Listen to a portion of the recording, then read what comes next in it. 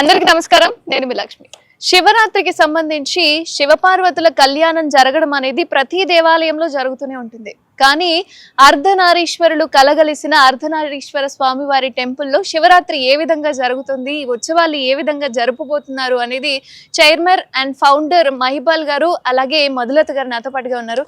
నమస్కారం అండి. నమస్తే. ఏ విధంగా జరుగుతున్నాయి సార్ అర్ధనారీశ్వర స్వామి వారి టెంపుల్ కి సంబంధించి? అంటే సాధారణంగా కేవలం శివపార్వతులను కళ్యాణం రోజున మాత్రమే ఒక దగ్గర చూస్తాం, కానీ ఇక్కడ ప్రతి రోజు ఇద్దరిని కలగలిపి మీరు అసలు జనరల్ గా అందరూ ఎలా చేస్తారు? శివరాత్రి వస్తే ఎలా చేస్తారు? మీరు ఎలా సెలబ్రేట్ చేస్తారు? మీరు చిన్న ఉన్నప్పటి చూస్తున్నారు కదా. జాగరణ చేస్తాము, ఉపవాసం చేస్తాం, దీపం పెడతాం, అంతే.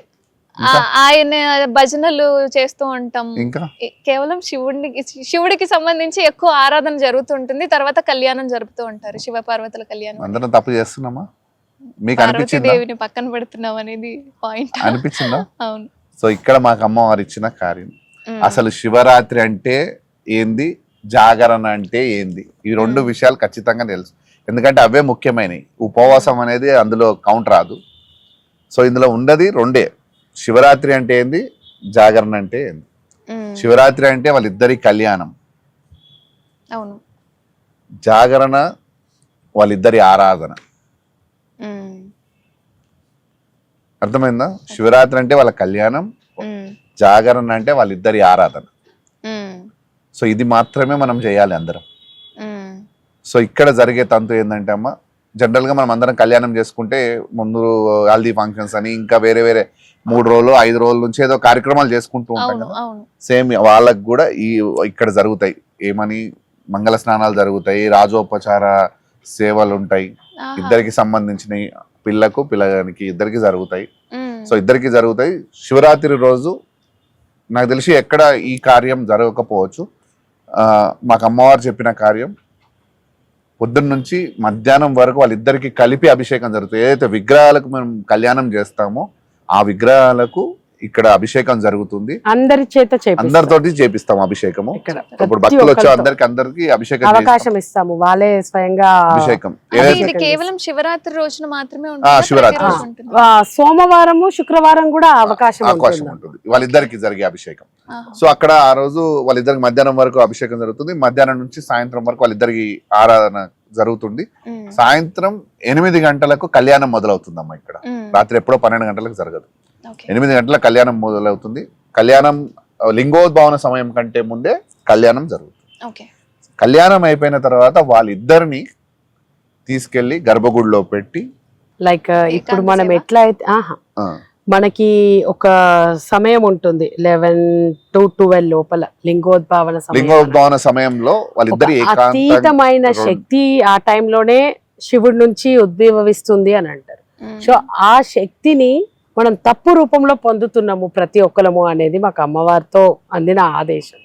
అది ఏ విధంగా తీసుకోవాలి ఎవరైనా సరే అంటే, ఆ టైంలో మనం అభిషేకాలు చేస్తూ సినిమాలు చూసుకుంటా, కొంతమంది గేమ్స్ ఆడుకుంటా, అవి చేసుకుంటా తప్పు విధంగా మనం పాటిస్తున్నాం. సో లింగోద్భవన సమయం తర్వాత వాళ్ళిద్దరి కళ్యాణం అయిపోయిన తర్వాత వాళ్ళిద్దరిని తీసుకొచ్చి ఏకాంత సేవలో పెట్టి లాక్ వేసి ఇక్కడ నుంచి అందరినీ పంపించేస్తాం. ఎవరిని ఇక్కడ జాగరణ లాంటివి ఇక్కడ ఉండవు. అసలు జాగరణ అంటే వాళ్ళిద్దరి ఏదైతే లింగోద్భవన సమయంలో వాళ్ళిద్దరు ఒక్క దగ్గర ఉన్నప్పుడు వాళ్ళిద్దరి ఒక అద్భుతమైన శక్తి ఈ సృష్టిలో ఉద్భవిస్తుంది. ఆ సృష్టి ఉద్భవించిన శక్తిని ఓపెన్ స్కైలో కూర్చొని అందరం, అదే జాగరణ, అందరము ఓపెన్ స్కైలో కూర్చొని ఆ శక్తిని మనం అందరము వాళ్ళిద్దరిని తలుస్తూ ఆ శక్తిని మనం తీసుకొని సైలెంట్ గా ఇంటికి వెళ్ళిపోవడమే జాగరణ. కానీ మనం ఎక్కడా చేయట్లేదు. మనం జనరల్ గా పెళ్లిళ్ళు చేస్తే పిల్లగాన్ని ఒక దగ్గర ఉంచుతామా లేకపోతే పంపించేస్తామా? ఒక దగ్గరే ఉంచుతాం. కానీ మనం ఏం చేస్తున్నాము, అమ్మవారు పొద్దున్న నుంచి సాయంత్రం దాకా గుర్తుకు రాదు మనకు. సరిగ్గా టైంకి కళ్యాణం టైంకి పెళ్లి కూతురులేక తయారై వస్తుంది. పెళ్లి చేస్తాము, పెళ్లి కాగానే అమ్మవారిని పక్కన పెట్టేస్తాం. మళ్ళీ లింగోద్భవన సమయం అనేది మళ్ళీ శివ శివ అనుకుంటా రాత్రి అంతా భజనలు చేసుకుంటా కూర్చుంటే శివయ్య మనతోటి ఉంటాడా లేకపోతే అమ్మ దగ్గర ఉంటాడా? సాధారణంగా పెళ్ళైంది అంటే ఇద్దరు ఒక చోటే ఉండాలి. కానీ మనం ఏం చేస్తున్నాం, వాళ్ళిద్దరిని విడగొడుతున్నాం. ఈ సృష్టిలో ఎప్పుడు కూడా వాళ్ళిద్దరిని కలపము. సో వాళ్ళిద్దరిని కలపండి, ఒక దగ్గర ఉంచండి, ఒక దగ్గరనే చూడండి. ఇక్కడ జరిగేది మాత్రం అదే జరుగుతుంది. తర్వాత రోజు సాయంత్రం ఇక్కడ వాళ్ళని పెట్టేసి అందరం పంపించేసిన తర్వాత నెక్స్ట్ డే మార్నింగ్ ఇయర్ లో 2 times మాత్రమే అభిషేకం ఉంటది ఆ విగ్రహానికి. అంటే ప్రతి వారం జరుగుతది కానీ ఎవరికి ఆ దర్శనం ఉండదు. కానీ నిజరూప దర్శనం అనేది ఇయర్ లో 2 times మాత్రం జరుగుతుంది. ఒకటేమో కార్తీక మాసంలో, ఒకటేమో శివరాత్రి తెల్లారి. శివరాత్రి తెల్లారి నెక్స్ట్ డే పొద్దున అంటే ఆ లోపల మూల విరటానికి జరిగే అభిషేకం అందరూ చూడొచ్చు. ఓకే. అర్ధనారీశ్వర రూపం ఎలా ఉంటది అనేది ఆ రోజు మాత్రమే చూడగలుగుతారు. మీకు కుదిరితే మీరు కూడా వచ్చి ఆ రోజు షూట్ చేసుకోండి. సూపర్. ఆ రోజు మాత్రమే ఇయర్లీ 2 times మాత్రమే ఉంటుంది. ఆ రోజు ఎవరైనా భక్తులు రావాలనుకుంటే వాళ్ళ నిజరూప దర్శనం చేసుకోవడానికి ఒక అద్భుతమైన అవకాశం మన అమ్మవారు. ఇది జరుగుతుంది ఇక్కడ. ఈవెన్ నేను ఎంట్రీలో కూడా వస్తున్నప్పుడు పెళ్లి కార్డు ఏ విధంగా ఉంటుంది, ఇట్లు ఆహ్వానించువారు శివశక్తి అని. వాళ్ళ పెళ్లి వాళ్ళే పిలుచుకుంటారు. నేను అది చూసి శివుడు శక్తి అమ్మవారు కదా, ఇద్దరు ఆహ్వానించేవారు. నాకు అది చూడగానే కూడా వాళ్ళ పెళ్లి కదా, వాళ్ళే ఆహ్వానించుకున్నట్టుగా లేఖను కూడా సృష్టించేశారు అనుకున్నా. అక్కడనే నాకు స్టార్ట్ అయిపోయింది ఆ క్రియేటివిటీ ఏదైతే. గుడి దగ్గర ఎప్పుడైనా సరే, ఇప్పుడు కాదు, లాస్ట్ 4 years నుంచి కూడా ప్రతి ఆహ్వానం భక్తులందరికీ ఆహ్వానించేవారు శివశక్తి అనే ఉంటుంది. మా పేర్ల దగ్గర కూడా మీరు చూడండి, మా ఇంటి పేర్లు అవి ఇవి ఉండవు, మా ఇద్దరి పేర్లు వాళ్ళ పక్కన శివశక్తి అనే ఉంటుంది. సో వాళ్ళకి అంకితం చేసినాము ఏదైనా సరే, అంతే. మనం అంత గొప్పలం కాదు, వాళ్ళు మనకి ఇచ్చిండ్రు, కేవలం అదే అందరికి తెలియాలి వాళ్ళు ఏంటి అనేది అని. సో ప్రజలకందరికి కూడా మేము చెప్పేది ఒకటే అమ్మ, శివరాత్రిని వాళ్ళిద్దరిని కలిపి చూడండి. కలిపి చూడడమే కాదు, తప్పుగా చేస్తున్న పనులు కొన్ని వదిలేయాలి. అది ఏంది అని అంటే జాగరణ పేరుతోటి మనం ఎంటర్టైన్మెంట్ చేసుకుంటాం. పర్టికులర్ భక్తి వేరు, అదే చెప్పిన నేను, దేవుణ్ణి అర్థం చేసుకోవడం వేరు. దేవుణ్ణి అర్థం చేసుకో, ఈ పేకాట ఆడడము, మందు తాగడము, రోడ్ల మీద తిరగడము, హోటల్లో పుట్టి పోయి ఛాయలు తాగి రావడం, ఏదో మేల్కుండాలి అంతే. మీ మన్నని బాధ పెట్టుకొని దేవుడిని ఆరాధించమని దేవుడు చెప్పలేదు. దేవుడి ఆరాధన ఏ విధంగా చేయాలో ఆ విధంగానే చెయ్యండి. ఏ విధంగా అయితే దేవుడు చెప్పిండో, నువ్వు పగలంతా ఏం చేసినా గానీ, ఇప్పుడు ఉపవాసం చేస్తామమ్మా, ఈ ఉపవాసం అనేది డిటాక్స్ అనేది మనందరికి కూడా తెలుసు, అవునా కదా? సో ఆ డిటాక్స్ కోసం చేసినప్పుడు మనము అదే రోజు లేని కోరికలు పుడతాయి, మనకి లేని క్రేవింగ్స్ వస్తాయి శివరాత్రి రోజు, అవునా కదా? ఆ ఉపవాసం ఉంటమే గాని అమ్మా టైం ఎంత అయింది, ఎన్ని గంటలకు ఉపవాసం వదిలేస్తాం, అది ఇది అంటే ఈ మల్టిపుల్ థింగ్స్ ఆలోచనతో ఉన్నప్పుడు ఇక దేవుణ్ణి ఎక్కడ అర్థం చేసుకుంటావు నువ్వు? ఎవరో తెలిసిన కొంతమంది మాత్రమే దాన్ని పర్టికులర్ గా పాటిస్తున్నారు కానీ ఇప్పుడు అంత లేదు కదా.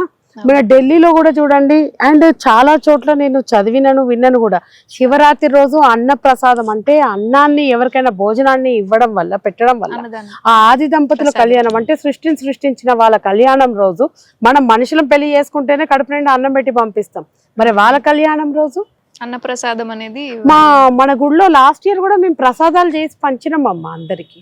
పులిహోర అని, దద్దోజనం అని, చాలా రైస్ కి సంబంధించినవి, అండ్ ఈ శనగలు అవి ఇవి కాకుండా, స్వీట్ ఇవే కాకుండా పులిహోర పెట్టినా మేము, లైక్ స్వామికి పొంగల్ చేసి పెట్టింది అన్ని కూడా అందరు స్వీకరించిండ్రు. చాలా హ్యాపీగా అనిపించింది మాకు ఆ విషయం అది చేసిన తర్వాత. ఎందుకు అని అంటే కడుపుని చంపుకొని దేవుడి మీద దృష్టి తక్కువ, మనకు ధ్యాస తక్కువ ఉంటుంది, మన కడుపులో పరిగెత్తే ఎలకల మీద దృష్టి ఎక్కువ ఉంటుంది, ఎప్పుడెప్పుడు రా అన్నట్టు ఉంటుంది. సో అందరూ కూడా అర్థం చేసుకొని దేవుడిని అర్థం చేసుకోండి. మూర్ఖంతో ఆచారం అనేది చాలా విలువైనది, కానీ దాన్ని మూర్ఖత్వంతో ఆచరిస్తూ పోతూ ఆ మూర్ఖత్వంలోనే బ్రతికేస్తున్నాం మనం అందరం. కొంతమంది ఆ మూర్ఖత్వాన్ని హేట్ చేసి మన దైవత్వం నుంచి, మన హిందూయిజం నుంచి దూరంగా వెళ్ళిపోతున్నారు. అది మనం చేస్తున్న తప్పులే. శివరాత్రి రోజు వాళ్ళిద్దరిని ఆరాధించండి, కలిపి ఆరాధించండి, వాళ్ళని విడదీసి చూడకండి. ఈ సృష్టిలో వాళ్ళు ఒక్క రూపంలో వచ్చిండ్రు, ఆది పరాశక్తి రూపంలో. ఆది పరాశక్తి రూపమే అర్ధనారీశ్వర రూపం. సృష్టిలో వాళ్ళిద్దరు ఒకటిగా వచ్చిండ్రు, మనందరి కోసం ఆడామో కింద డివైడ్ అన్నారు. ఇప్పుడు మొదటిసారి మనం ఇక్కడ అమ్మ మాకు అవకాశం ఇచ్చింది, మనందరం కలిసి వాళ్ళిద్దరిని కలిపే చూద్దాం. ఇప్పటి నుంచి వాళ్ళిద్దరిని ఐక్యం చేసి, వాళ్ళిద్దరిని ఒక్కటి దగ్గరనే ఉంచి పూజ చేసి, వాళ్ళిద్దరు రెండు అతీతమైన శక్తులు ఐక్యమైనప్పుడు ఎంత అద్భుతమైన శక్తి ఉంటుంది. ఆ శక్తిని మనం ఇక్కడ ఉంది, ఆ శక్తి అంతే, ఆ శక్తిని మనం తీసుకుందాం. అంటే ఒక చిన్న సందేహం అండి, జాగారం రోజు ఇక్కడికి భక్తులు రావచ్చా? ఆ రోజు వస్తారమ్మా, సాయంత్రం దర్శనం జరుగుతుంది. కళ్యాణం అయిపోయిన తర్వాత అందరిని ఆఫ్టర్ 12 మేము ఆ కార్యం జరిగిన తర్వాత వాళ్ళని లోపల పెట్టేసి, వన్స్ ఆ కార్యం స్టార్ట్ అయినప్పుడే మన లింగోద్భావన ఎవరిది వాళ్ళు, ఎందుకంటే ఎవరు ఇక్కడ నిజంగా ఆ దాంతోటి ఉన్న వాళ్ళు కూర్చోవచ్చు. ఓకే. ఆ నిజంగా ఆ రకమైన ప్రవర్తన ఉండి ఆ శక్తిని వాళ్ళు తీసుకోవాలని ఉద్దేశంతో వస్తే ఖచ్చితంగా తీసుకోవచ్చు. చెప్తున్నాడు, ఓపెన్ స్కై లో కూర్చొని దే కెన్ డూ. ఇక్కడే కాదమ్మా, ఈ సృష్టి అంతా వాళ్ళే, ఎక్కడ కూర్చొని అయినా తీసుకోవచ్చు. కానీ ఆ కటిక నేల మీద కూర్చొని వాళ్ళని మాత్రమే ఆరాధిస్తూ స్మరిస్తూ ఉండడమే అసలైన జాగారం, అసలైన శివరాత్రికి మనం చేసే పూజ. అందరు గుర్తుపెట్టుకోండి, శివరాత్రి అంటే వాళ్ళ కళ్యాణం, జాగరణ అంటే వాళ్ళిద్దరి ఆరాధన. ఏదో చేసామంటే చేసినాం అన్నట్టుగా కాకుండా కడుపు నిండుగా తిన్నా సరే ఆయన్ని ఆరాధించేది కాస్త శుద్ధితో చేసాము. మీకు ఒక విషయం తెలుసా, నేను 4 years నుంచి ఉపవాసం మానేసిన. నేను ఎప్పుడో నాకు ఊహ తెలిసినప్పటి నుంచి చేస్తూ పోయిన శివరాత్రికి. ఇప్పుడు చక్కగా, ఎందుకంటే వాళ్ళని చూసుకోవాలి, వాళ్ళకి సేవ చేయాలంటే 3 పూటలు నాకు ఓపిక ఉండాలి. మంచి 3 పూటలు తినే వాళ్ళకి సేవ చేస్తున్నాను నేను. అమ్మ నాకు ఇంకా ఇంకా శక్తిని ఇస్తూ నా చేత ఎన్నో సేవలు చేపించుకుంటుంది. అవసరమైనప్పుడు నా బాడీని డిటాక్స్ చేసుకుంటున్నాను, ఎప్పుడు అవసరమో అప్పుడు డిటాక్స్ చేసుకుంటున్నాను. ఏదో ఒక సమయం. అంతే. ధన్యవాదాలు. థాంక్యూ అమ్మా.